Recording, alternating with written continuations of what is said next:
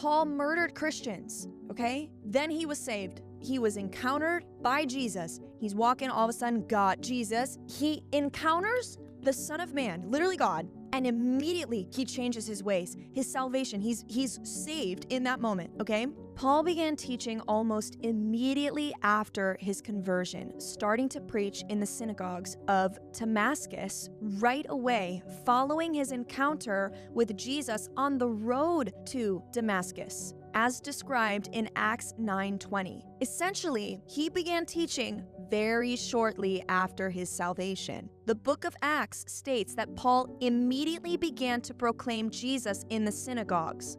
He immediately started preaching the gospel and teaching in the synagogues. He was called. He was called because God had a plan for his life. God had a plan for his life, and Paul in that moment could have said, I'm not qualified. I mean, I just started following Jesus. I barely really, no, I can't do that. But I just think that when you encounter Jesus, I think a lot of us can relate to this, okay? When you encounter Jesus, the Spirit of God, I'm talking about the Spirit of God, because that's who Paul also encountered. It was the Spirit of God that he encountered.